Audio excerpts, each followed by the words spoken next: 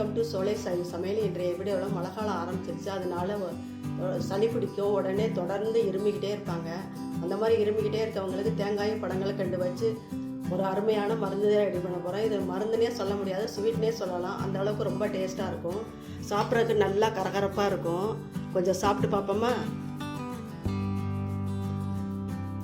கரகரப்பாக இருக்கும். உங்களுக்கு கேட்குதா என்னன்னு தெரியலை. கரகரப்பாக இருக்குது, நல்லா மிட்டாய் சாப்பிட்ற மாதிரி இருக்குது.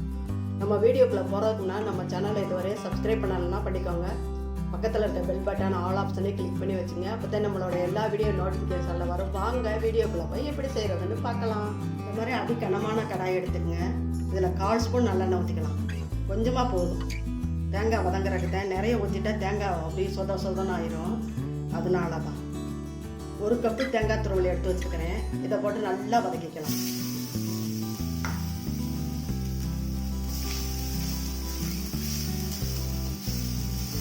நல்லா சவக்க வறுக்கணும்.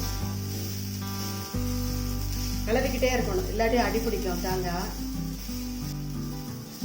நல்லா கிளறிக்குங்க, கை விடாம கிளறணும். நல்லா தண்ணி சத்தெல்லாம் போயிருச்சு. ஆனால் சவக்க வறுக்கணும். அடி பிடிச்சா அந்த மாதிரி சுரண்டி விட்டீங்கன்னா போதும். கை விடாம கிளறுங்க.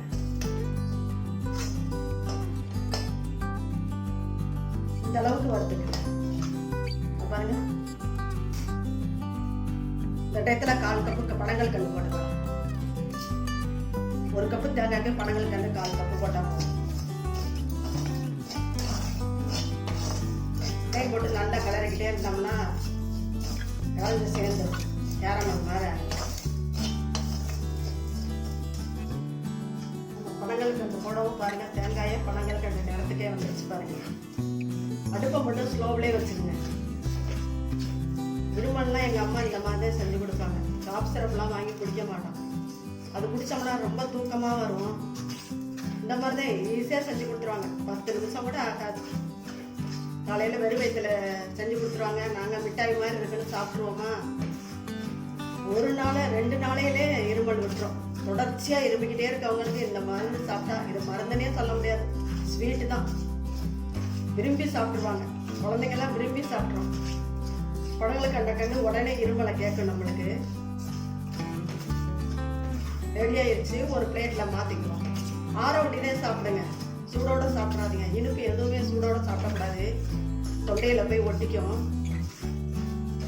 ஆற விட்டியே சாப்பிடுங்க. இந்த மாதிரி மருந்துகளா செஞ்சு கொடுங்க. சாப்பிட்றதுக்கும் நல்லா இருக்கும். காப் சிரப்லாம் தூக்கமே வரும்.